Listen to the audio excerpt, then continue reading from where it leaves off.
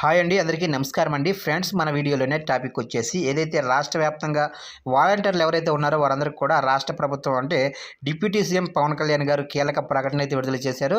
వారికి ఒక good news అని చెప్పుకోవచ్చు. దీనికి సంబంధించిన పూర్తి వివరాలు అయితే మన వీడియోలో తెలుసుకుందామండి. అంటే పవన్ కళ్యాణ్ గారు వాలంటీర్లకు సంబంధించి ఏం చెప్పారు ఏంటి అనేది మన వీడియోలో క్లారిటీగా తెలుసుకుందామండి. వీడియో మాత్రం ఎక్కడా స్కిప్ చేయకుండా చూడండి ఫ్రెండ్స్, అప్పుడు మనకి పూర్తి సమాచారం అయితే తెలుస్తుంది. ఇక లేట్ చేయకుండా వివరాల్లోకి వెళ్ళిపోదాము. ఇక వాలంటీర్లకు భయమొద్దు, మా ప్రభుత్వం వచ్చినా మిమ్మల్ని కొనసాగిస్తాము, ఒక్కొక్కళ్ళు 50,000 జీతం సంపాదించుకునేలా మారుస్తాము. ఇక ఎన్నికల ప్రచారంలో టీడీపీ అధినేత నారా చంద్రబాబు నాయుడు చేసిన వ్యాఖ్యలు ఇవి.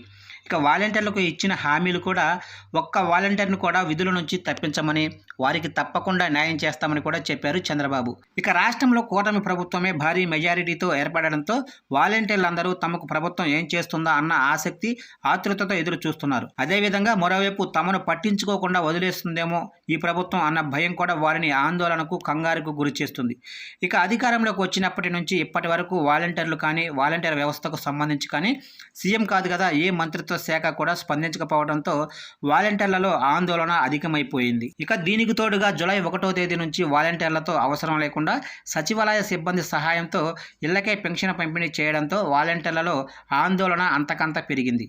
ఇప్పుడు తమ పరిస్థితి ఏంటి అన్న డైలమాలో వారు పడిపోయారు. తమ పరిస్థితిపై ఎవరిని అడగాలి, ఏం చేయాలి అన్న ప్రశ్నలతో వారు గందరగోళ పరిస్థితిని ఎదుర్కొంటున్నారు. ఈ నేపథ్యంలోనే వాలంటీర్ల భవితవ్యం ఏంటి, వారిని కూటమి ప్రభుత్వం చెప్పినట్లు కొనసాగిస్తుందా, లేకుంటే ఏదో ఒక కుంటి సాకులు చెప్పి తొలగిస్తుందా అన్న అనుమానాలను వ్యక్తం చేస్తున్నారు విశ్లేషకులు. ఇక టీడీపీ, బీజేపీ, జనసేన కూటమి ప్రభుత్వం వస్తే రాష్ట్రంలో ఉన్న వాలంటీర్లంతా అన్యాయమైపోతారని కొన్ని శక్తులు అసత్య ప్రచారాలు చేస్తున్నాయని, వాటిని ఎవరూ నమ్మొద్దని చంద్రబాబు విజ్ఞప్తి చేశారు. కూటమి ప్రభుత్వం వస్తే స్కిల్ డెవలప్మెంట్ ద్వారా వాలంటీర్ల జీవితాలను మారుస్తాము. ఇప్పటిలా నెలకు 5-8 వేలు కాకుండా ప్రతి నెల వాళ్ళు 30 నుంచి 50,000 సంపాదించుకునేలా చేస్తాము. వారికి ఉజ్వల భవిష్యత్తును అందజేస్తాము. ఇక ఎవరు కంగారు పడాల్సిన అవసరం లేదు, వాలంటీర్లకు ఎటువంటి అన్యాయం జరగనివ్వం అని ఎన్నికల సమయంలో ఆయన చేసిన కుప్పం పర్యటనలో ఈ మేరకు హామీ ఇచ్చారు. ఒక్క వాలంటీర్ను కూడా ఉద్యోగం నుంచి తొలగించము, ప్రజలకు ఎన్నాళ్ళు సేవ చేసిన వాలంటీర్లకు న్యాయం చేస్తాము, ఎవరు భయపడాల్సిన అవసరం లేదు, ఆ భయంతో వైసీపీ ప్రభుత్వానికి కొమ్ము కాస్తూ ఉండాల్సిన అవసరం అంతకన్నా లేదు అని హామీ ఇచ్చారు. ఇక తాజాగా రాష్ట్రంలో ఆగిపోయిన వాలంటీర్ వ్యవస్థ, వాలంటీర్ల గురించి డిప్యూటీ సీఎం కొణిదెల పవన్ కళ్యాణ్ స్పందించారు. గత ప్రభుత్వం హయాంలో విలేజీ వాలంటీర్లు అని ఒక ప్రైవేటు సంస్థ పెట్టారు.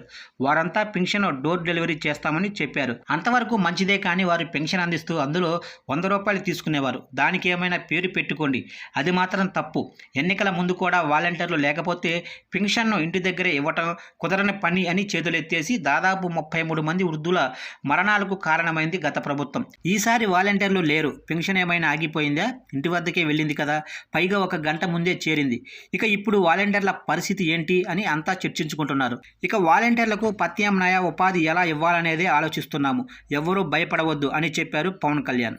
ఇక మీకు పెన్షన్ డబ్బులు అందించాల్సిన బాధ్యత ప్రభుత్వ ఉద్యోగికి ఉంటుంది. వారు మీ దగ్గర నయా పైసా ఆశించకుండా మీకు అందించాల్సిన మొత్తం పెన్షన్ను ఇవ్వాలి.